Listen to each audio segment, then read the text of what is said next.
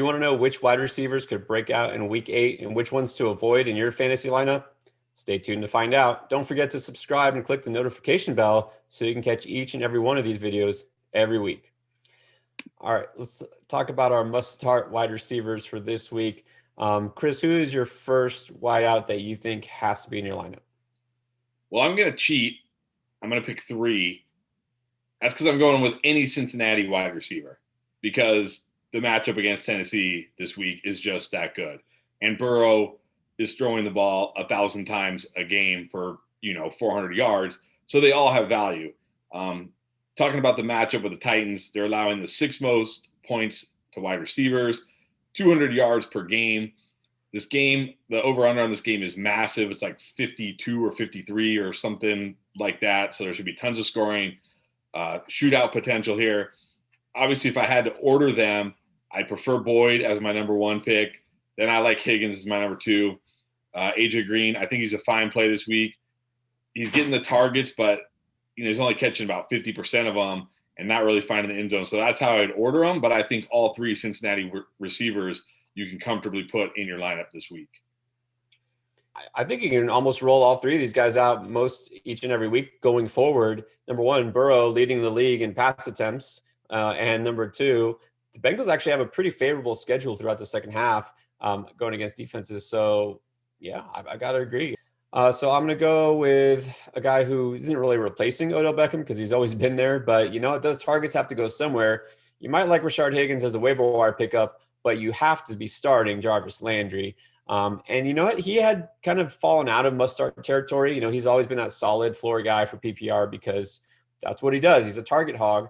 But we know he hasn't been 100% this year, playing with a broken rib apparently. And he's been solid, but hasn't scored a touchdown yet this year. Hasn't gotten 100 yards yet this year. So, we want a little bit more from a guy that we're starting each and every week.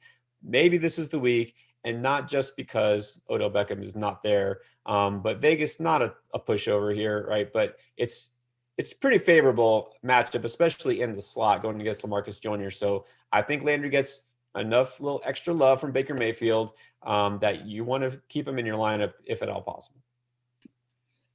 Yeah, someone who's been getting 6 to 10 points from Jarvis Landry every week. I'm ready. I'm ready for him to bust out, and hopefully this is the week. Like you said, the matchup is good, so no reason not to. My next must-start wide receiver is Travis Fulgham in Philadelphia. Man, as he burst onto the scene, he's had 13, 10, and 11 targets over the last 3 games. He's been a PPR. Oh, he's been even a standard scoring beast, right? It doesn't matter. And now he gets the Cowboys. And you just start anybody and everybody against the Cowboys. It's just a fantasy free-for-all for all your starters, all your players. There's no reason to think, Deshaun Jackson out for the season. Zach Ertz isn't going to be in the game. Dallas Goedert's not going to be in the game. I mean, yeah, Richard Rodgers is there, but we saw that last time.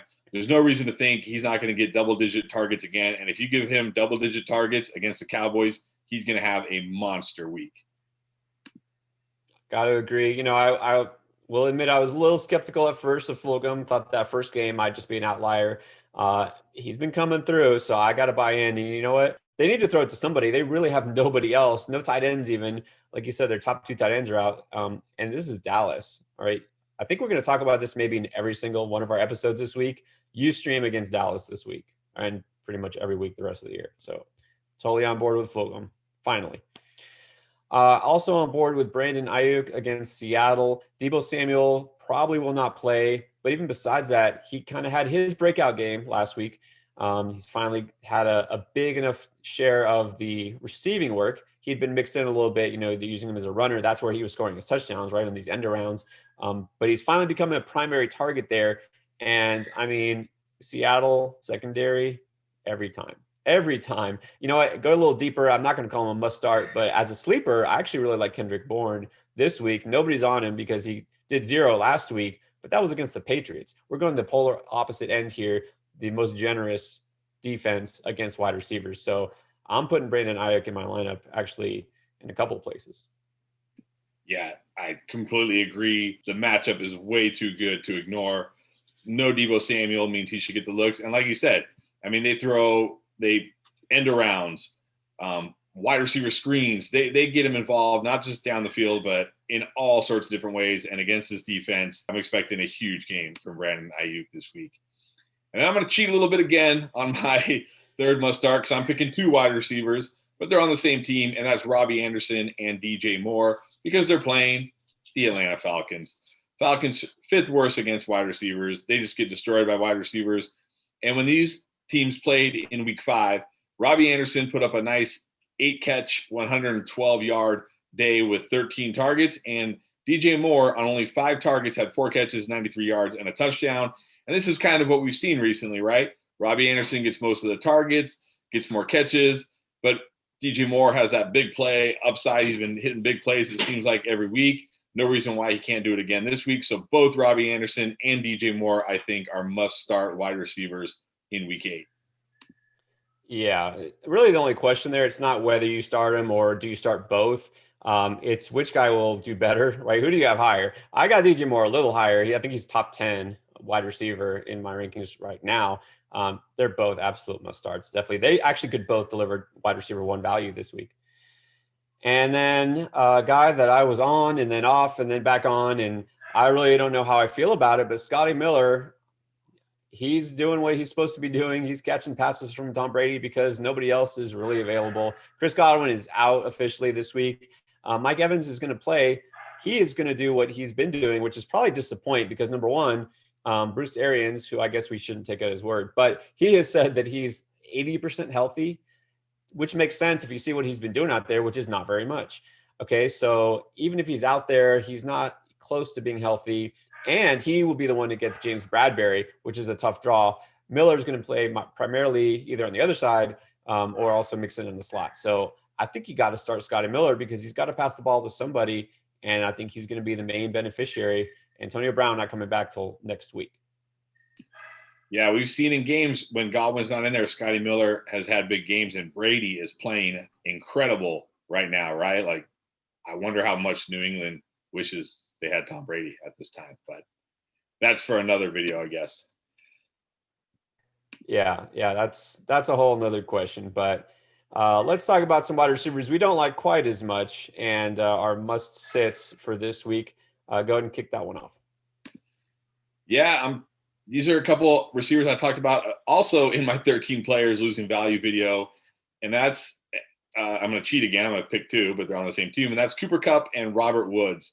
So, it gets to the point in the fantasy season where you have to throw out what you thought about players as far as like, oh, these are studs or these are must start guys, because if you don't eventually adapt and change, you're gonna lose and get eliminated from the playoffs. And Cooper Kupp and Robert Woods, even though they were drafted, like every week wide receiver 2s, maybe even wide receiver 1s if you went running back heavy, they haven't given you that. They each only have 1 game of over 20 points. Kupp has 5 games out of 6 with less than 15 points, and Woods has 4 with less than 15 points. And we're talking about in PPR leagues. So you don't need to treat these guys as must starts anymore. They're going against Miami.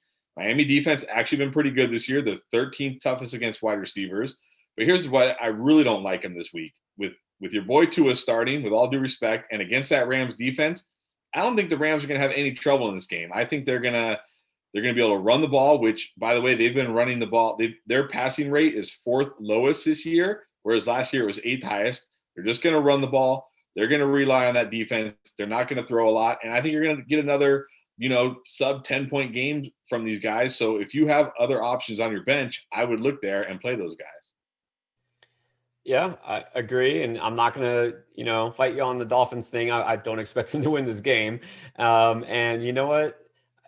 With Woods, I think I had Robert Woods as a must sit last week going against a tough matchup with the Bears. This is not the Bears defense, but you know what? He's probably going to get Xavier Howard, who is one of the best cornerbacks in the league.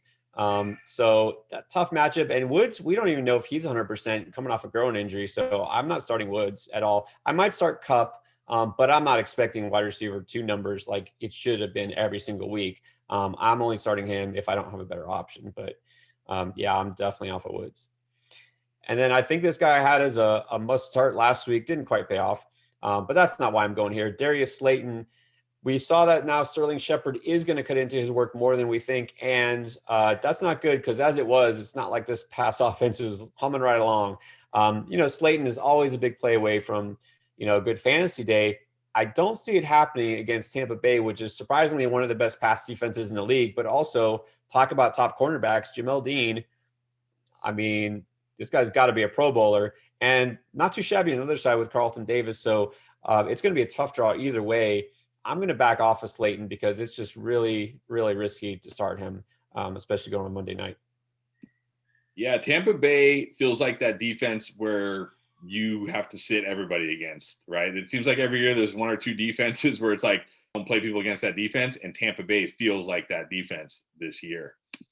My final must sit is, again, one of your boys. I'm sorry, but it's Devante Parker.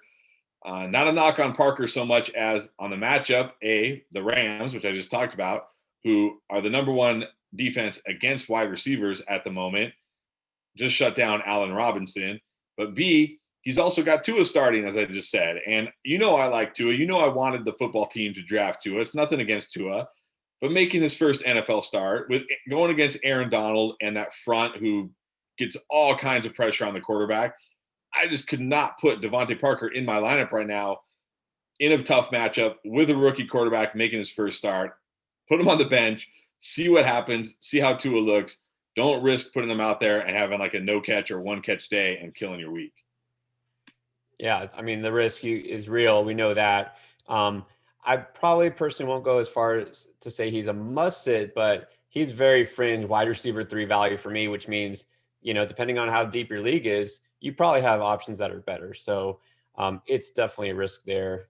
Regardless of who's at quarterback, it's a bad matchup. So I'm going to you've been doing this all show long. I'm going to do my little cheat here and go with multiple guys. I'm going to sit the entire Saints receiving core, whoever that may be at this point, because I literally don't know who's going to start for them this weekend. Michael Thomas, I guess we just have to assume he's just never going to play again.